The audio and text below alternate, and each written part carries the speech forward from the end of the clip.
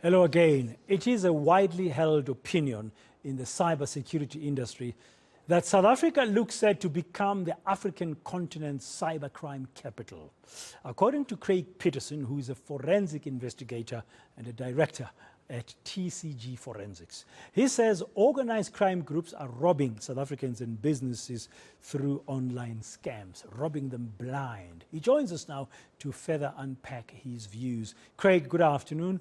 Welcome to today, and thank you very much for your time. It is, of course, Cybersecurity Awareness Month globally, and we've been focusing in the last couple of days here on today on this matter. You've spoken about this as well with other media recently.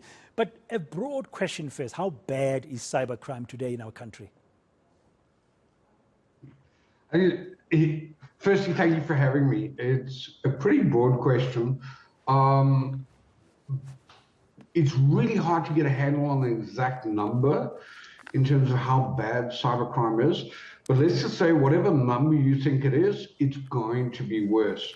Cybercrime is one of those crimes that is scalable. If you're going to scam one person, you may as well scam 10. It's the same amount of work. If you're going to do one invoice interception, you may as well do 10 or 20, same amount of work.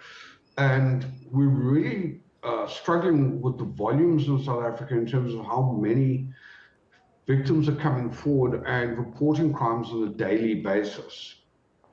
Who is committing cybercrime? Well, cyber criminals. It's a very broad question. Look, there's so many people out there that have engaged in cyber crimes that we can see trends where small groups of people have started with little online classified scams, selling a puppy that doesn't exist, selling a cell phone that doesn't exist over a social media strand.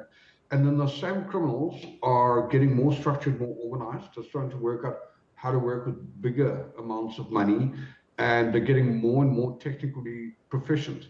And as their technical proficiency is growing, so they're extending their reach, they're getting more victims, and they're going for bigger amounts. Now, does our police service know how to deal with cybercrime? Not just you alone. I've spoken to Craig about this. Other people as well saying that it's getting worse. So the question is, are our police capable of handling it, and why is it still spiraling? I think in many respects they are from an investigative perspective. The investigation of a cybercrime or a contact crime, it's going to be pretty much the same. There's still a specific investigative method that's going to apply. I think what SAPS could use a lot more of is technical support and the levels of technical support. And then on the flip side, of course, we've got the court system that also needs to play catch up and start getting more automated in our courtrooms. We should have dedicated cyber courts. We should have courts that are set up specifically and equipped and staffed to hear cyber matters. I mean, the reality is quite simple. Cyber is not going to go away. It's only going to get worse. There's no point of return from here. Yeah, I mean, they need to change how they deal with it, and the processes have to be different. That would mean they need new skills. But capacity-wise, do you think our police have got the capacity? And from your experience in forensics, what are you hearing? We deal quite a lot with SAPS on a day-to-day basis in terms of the cyber crimes, commercial crimes, DPCI, obviously with the priority matters.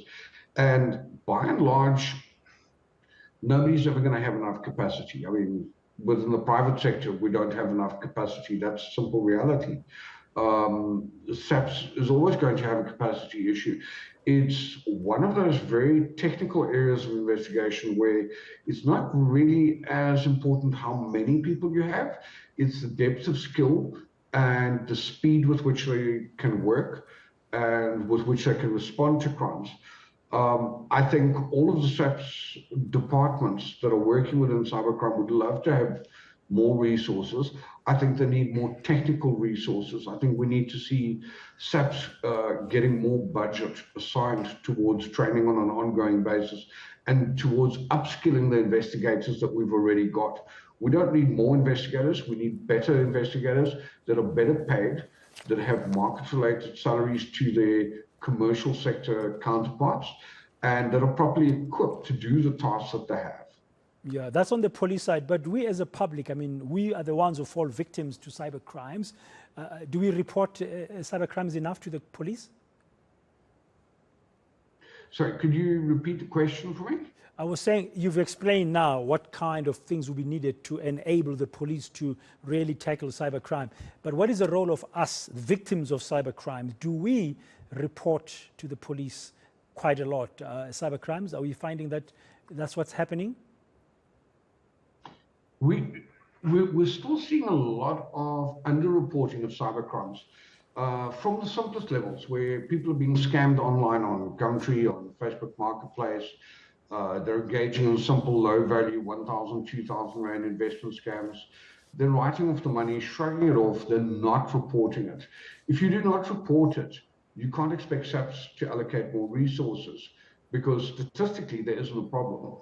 So it's very incumbent on the victims to come forward to report the crimes. Doesn't matter if it's small, doesn't matter if it feels trivial, still report it anyway. Without statistical data to show the volume and the impact and the severity of cybercrimes, we're never going to be able to justify having more resources and apportioning more resources to that. Without people coming forward, it's really hard to track down the more advanced syndicates. And you do need those early complainants where smaller syndicates were just getting on their feet and starting to find their way around, and they've gotten better over time. You need those complaints from the beginning because that's where they'll be more likely to make a mistake, and you can bundle the cases in together. So it's vital that people practice online common sense. The rules are pretty simple. You don't buy things that you can't physically see and touch. Think before you buy online. You've got to report when there is a cybercrime. Thank you very much, Craig Pedersen of TCG Forensics, just sharing with us about the dangers of cybercrime and how it is in our country today. So please do take care when you're trying to do business. There's lots online, there's lots of scams out there. Just be very mindful, just use common sense most times. More